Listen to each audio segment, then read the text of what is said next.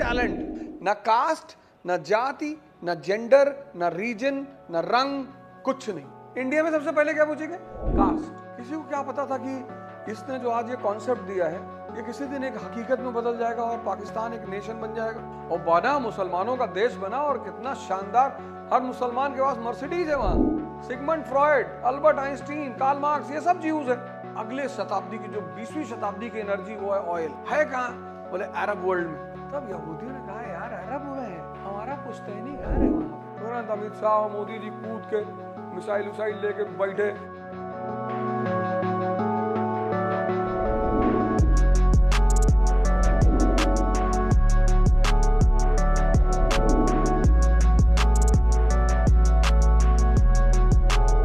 दुनिया में जब भी लड़ाई होती है, वॉर, और शुरू से हुई है पैलेलिथिक एज से, इसलिए हिस्ट्री का स्टूडेंट वॉर के अगेंस्ट में कभी नहीं बोलेगा। इंटरनेशनल प्लेटफॉर्म पे वो क्या बोलेगा कि वॉर इज अगेंस्ट ह्यूमैनिटी, पर अंदर ही अंदर वो वॉर की तैयारी करेगा, क्योंकि वॉर होना ही है। किस लिए होना है? उसके लिए इकोनॉमी का एक नियम है, लिमिटेड रिसोर्सेस, अनलिमिटेड एस्पिरेशंस। इसीलिए वॉर इस धरती पर हमेशा होगा। इस दुनिया में लिमिटेड रिसोर्सेस है और अनलिमिटेड एस्पिरेशंस है, इसलिए war is a destiny of this earth. होनी ही होनी है, उसे तो कोई रोक ही नहीं सकता। जहां रिसोर्स होगी वहां वॉर होगा। अब वॉर होना है तो कोई भी कम्युनिटी पावरफुल बनती कैसे है? जो उस रिसोर्स पर कब्जा कर लेती है। वो दो चीजों से बनती है, एक बनती है एजुकेशन से और एक बनती है टेक्नोलॉजी से। ये दो चीजें किसी कम्युनिटी को बहुत पावरफुल बनाते हैं, किसी कंट्री को बहुत पावरफुल बनाते हैं। अमेज़न के जो फॉरेस्ट है उसमें कई सारे ट्राइबल्स रहते हैं। उसमें ऐसे ऐसे ट्राइब्स हैं जिन्होंने जंगलों में अपने घेरा बना रखा है। तो जैसे कोई दूसरी ट्राइब उस घेरे के अंदर आने की कोशिश करती है, वॉर शुरू हो जाता है और कभी कभी पूरी पूरी ट्राइब को मार डालते हैं, बच्चे, औरत, सबको। इसमें बड़ा विचार हुआ, बड़े बड़े थिंकर्स आए। रूसो जैसा थिंकर ने कहा कि पैलेलिथिक टाइम में वॉर नहीं होता था, ये सिविलाइज्ड वर्ल्ड के समय होने लगा। ऐसा नहीं है, वॉर हमेशा से हुआ और जब तक धरती पर मानव है। अगर सिर्फ धरती पर 15-20 लोग बचेंगे तब वॉर नहीं होगा। तब अनलिमिटेड रिसोर्सेस। भाई आज भारत की पॉपुलेशन 20 करोड़ हो जाए तो हिंदू मुस्लिम तनाव खत्म, ब्राह्मण दलित तनाव खत्म, सब खत्म हो जाएगा। तुम्हें क्या लगता है कि ये जो तनाव है लोग बुरे हो गए? नहीं, लिमिटेड रिसोर्सेज है, उस लिमिटेड पे सबको कब्जा चाहिए और जिसका रिसोर्स पे कब्जा होगा वो ताकतवर होगा। 1847 में सबसे पहला ऑयल रिजर्वायर मिला। कहां? पेंसिल्वेनिया में। पेंसिल्वेनिया कहां है? यूएस में। जो सबसे पहला ऑयल रिजर्वायर मिला वो यूएस में मिला 1847 में। 1860 में दूसरा रिजर्वायर मिला रोमानिया में। रोमानिया कहां है? ईस्टर्न यूरोप में। और फिर 1910 तक यह क्लियर हो गया कि दुनिया में एनर्जी का जो सबसे बड़ा भंडार है वो अरब वर्ल्ड में है, ईरान में है। और यह हुआ कि 20th सेंचुरी में वही बंदा ताकतवर होगा जिसके पास ऑयल रिजर्व पर कब्जा होगा। जैसे मगध एंशिएंट टाइम में। अब मगध क्यों ताकतवर था? क्योंकि उसका कब्जा था लोहे की खानों पे। जिसके पास भी दो चीज होगी, एक एजुकेशन, एक टेक्नोलॉजी, वो दुनिया की रिसोर्स पर कब्जा रखेगा। अब इस दरमियान बड़े बड़े ठेकेदार थे दुनिया में। ब्रिटेन एक ठेकेदार, फ्रांस एक ठेकेदार, उसी में 2-3 नए ठेकेदार पैदा हो गए। जर्मनी हो गया 1871 में, इटली हो गया ठेकेदार। ऐसे कई सारे ठेकेदार पैदा हुए। यूरोप में कई सारे ठेकेदार थे, एशिया में एक ठेकेदार पैदा हो गया, जापान। लेकिन इन सारे ठेकेदारों के बीच दुनिया के किसी एक कोने में एक ठेकेदार और पैदा हो रहा था, United states of America. Mainland से बहुत बाहर। पढ़ेंगे वर्ल्ड हिस्ट्री में, बड़ी प्यारी कहानी है इस country. United states of America. मुसलमान, हिंदू, सिख चाहे जितना गाली दें अमेरिका को, सबसे ज्यादा तो मुसलमान ही देते हैं, खैर शैतानों का मुल्क है, लेकिन सबसे ज्यादा वहीं पढ़ने जाना चाहते हैं। हमारा एक पाकिस्तानी दोस्त है, तो हमसे वहीं बोला, यूएस में बोला, इंशाअल्लाह एक दिन हम अमेरिका को तबाह कर देंगे। मैंने कहा धीरे बोल, उन्हीं कंट्री में बैठा है।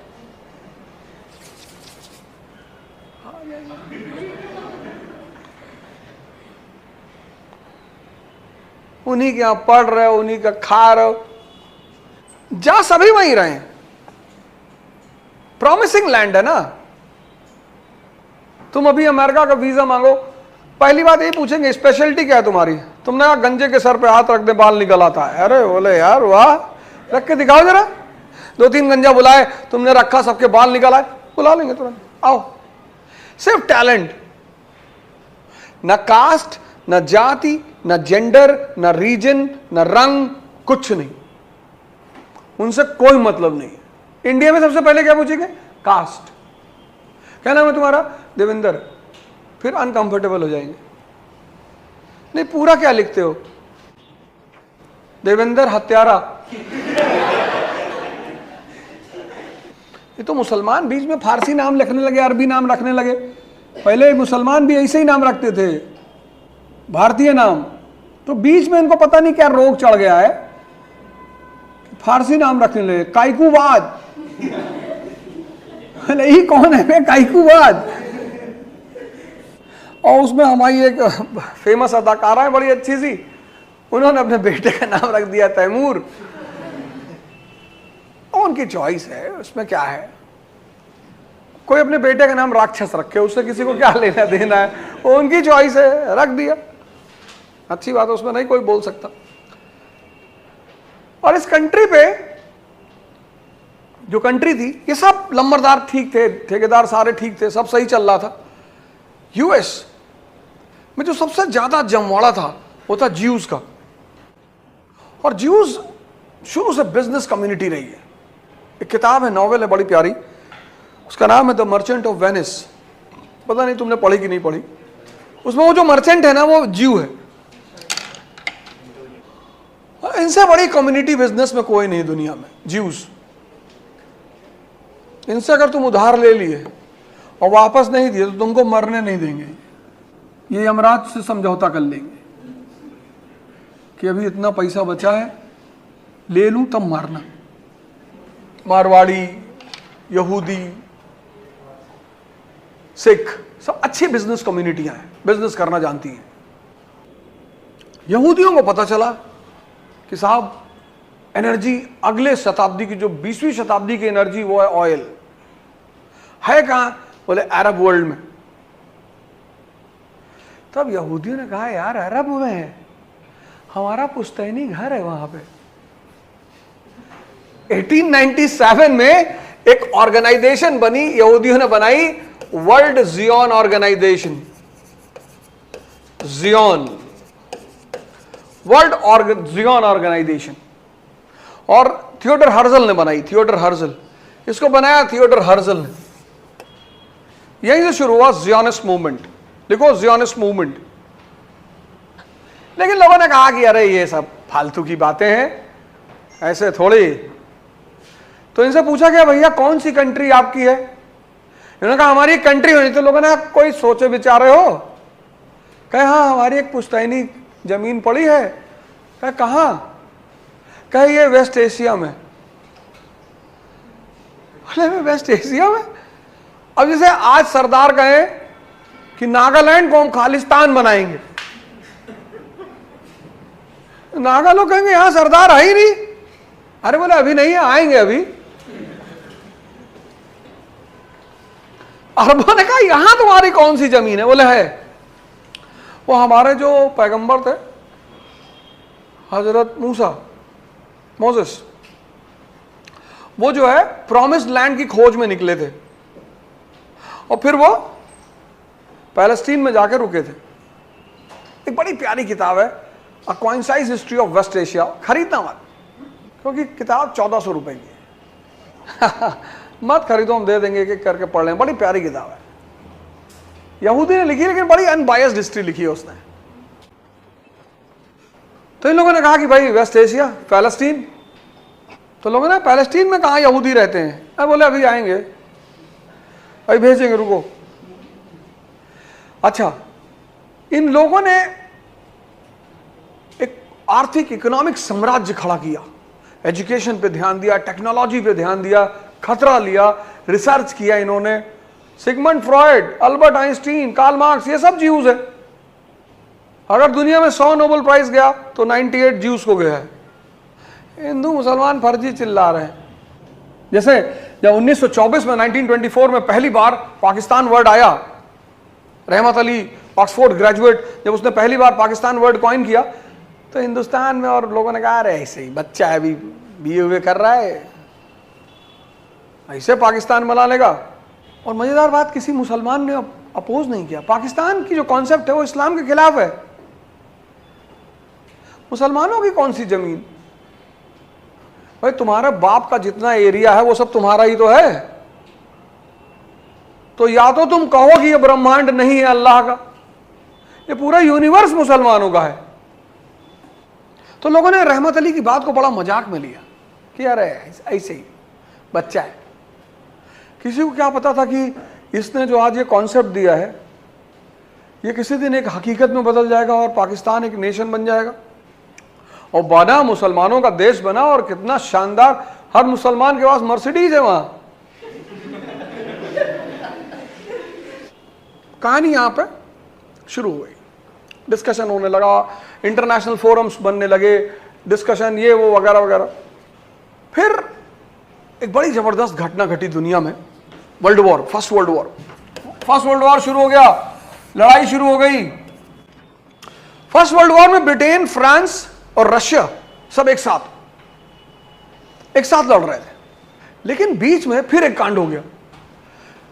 पहले तो तीनों एक साथ लड़ रहे थे, लेकिन ब्रिटेन, फ्रांस, रशिया, ये तीनों साथ लड़ रहे थे और तीनों capitalist.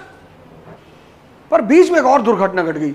1917 Russian revolution and Russia becomes communist and comes out of first world war. अब रशिया की लोकेशन देखो और अरब वर्ल्ड की लोकेशन देखो, करीब में। और कम्युनिज्म के नियम और इस्लाम के नियम बहुत मिलते हैं। जैसे एक मुसलमान यहूदी के साथ रह ही नहीं सकता, हिंदू के साथ रह लेगा, ईसाई के साथ रह लेगा, हिंदू के साथ तो बड़े मस्ती से रहेगा, बिरयानी, लेकिन यहूदी के साथ नहीं रहता। क्योंकि यहूदी का मेन धंधा क्या है? ब्याज। और इस्लाम सबसे ज्यादा ब्याज के अगेंस्ट में है। मतलब फंडामेंटली दोनों के बीच पट नहीं सकती, फंडामेंटली नहीं पट सकती। ब्याज, इंटरेस्ट सिस्टम, फिर खाना, पोर्क। तो ये हुआ कि यार ब्रिटेन और फ्रांस को लगा कि यार अगर ये सारी अरब कंट्री इसके साथ हो गई, कम्युनिस्ट के साथ, तो सारा एनर्जी रिजर्वायर तो इनके पास पहुंच जाएगा। और अगर एनर्जी रिजर्वायर रशिया के पास पहुंच गया तो हम तो झुंझुना हो जाएंगे, फिर हमारा तो खेल ही खत्म हो जाएगा। तो जब ये वॉर चल रहा था उसी वक्त ब्रिटेन ने एक डिक्लेरेशन दी, बड़ी प्यारी, 1917। कौन था फॉरेन मिनिस्टर? ब्रिटेन का फॉरेन मिनिस्टर कौन था 1917? पकड़े तुम। 1917 ब्रिटेन ने एक डिक्लेरेशन दी, उसको बोलते हैं बेल्फोर डिक्लेरेशन।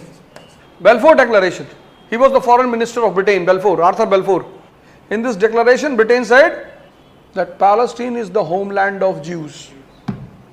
अब ये बड़ी घटना थी भाई। दुनिया का जो लंबरदार है ब्रिटेन, वो कह रहा है कि हाँ यार सही बात है यार।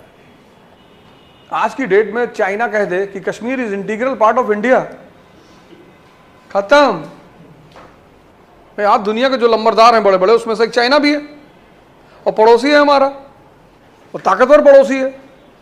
और कल अगर चाइनीज प्रेसिडेंट का स्टेटमेंट आ जाए, yo we are absolutely sorry and Kashmir is integral part of India, खत्म। वो कश्मीर में जितने सेपरेटिस्ट है सब कहेंगे भैया जय श्री राम।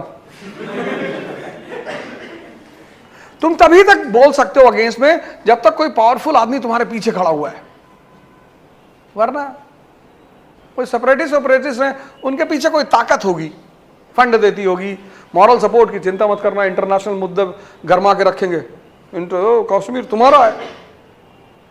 बिना बैकिंग के अगर कोई आवाज उठा रहा है तो पागल है। अब दलाई लामा बेचारे नॉन वायलेंस, उनको कोई सपोर्ट ही नहीं करता, किस लिए करे। अभी कल अगर वहां ऑयल निकल आए तिब्बत में और ये हो जाए कि भैया तिब्बत में अगले 1000 साल का ऑयल पड़ा हुआ है, तुरंत अमेरिका कहेगा यूएन में कि we have to repent, why we did not support Dalai Lama, the representative of God on earth. Modi ji तुरंत ताव में आ जाएंगे खटाक से कि भाई यूएस कह रहा है, तो फ्रांस का स्टेटमेंट आ गया, नाटो का स्टेटमेंट आ गया कि we on humanitarian grounds and to protect the humanitarian aspect in the world and democracy we all side with Dalai Lama. Amit अमित शाह मोदी जी कूद के मिसाइल लेके बैठे हीरो होंडा स्प्लेंडर पर सीधे लाहौर की तरफ भाग रही। अब बोलो, तो 1897 में जो बात कही थी वो इंटरनेशनली एक्सेप्टेड हो गई कि yes, Palestine is the homeland of Jews. International community के जो बड़े नंबरदार है उन्होंने मान लिया कि करेक्ट सही कह रहे थे तुम लोग, हम भी खोजे, हमारे यहां भी किताब रखा हुआ है, सही कह रहे थे, तुम्हारा पुरखा लोग उधर ही रहता था। अरे यहूदी बोले इतना मत बताओ। तो यहां पर एक बात कंफर्म हो गई कि भैया इंटरनेशनल कम्युनिटी के नंबरदार का एक्सेप्टेंस मिल गया। किसका? ब्रिटेन का। और ब्रिटेन के बारे में 1917 में कहा जाता था कि the sun never sets in British Empire. फिर अरब के लोगों ने कहा कि भैया वो सब तो ठीक है, लेकिन यहां यहूदी कोई है नहीं। हाँ बोले आ रहे ना, भेजेंगे अभी। 1918 में वर्ल्ड वॉर खत्म हो गया। और जब 1918 में वर्ल्ड वॉर खत्म हो गया तो 1920 में एक ट्रीटी हुई, treaty of Sevres and allied between allied powers and Turkey, Britain and Turkey, allied powers and Turkey, and Britain took away West Asia from Turkey. Britain ने क्या किया? टर्की से क्या ले लिया? वेस्ट एशिया ले लिया। फिर इन लोगों ने क्या किया? ब्रिटेन और फ्रांस ने वेस्ट एशिया को under mandate system, Britain and France under mandate system divided West Asia among them, आपस में बांट लिया। तो फ्रांस को मिला सीरिया, ब्रिटेन को मिला इराक, पैलेस्टीन, ये सब ब्रिटेन को मिला, और फ्रांस को मिला सीरिया कि तुम इसको संभालो, हम ये संभालते हैं। तो पैलेस्टीन किसके प्रोटेक्शन में आया? ब्रिटेन के। And here Britain started giving land on lease to Jews, and this was the beginning of the entry of Jews in Palestine. कहानी की बैकग्राउंड क्या है? एनर्जी। क्या? ऑयल। जिस दिन वेस्ट एशिया में ऑयल खत्म हो जाएगा, यहूदी वापस चले आए कि गलती से भैया वो किताब गलत थी, हम लोग का ओरिजिनल घर तो यूएस ही है, सॉरी।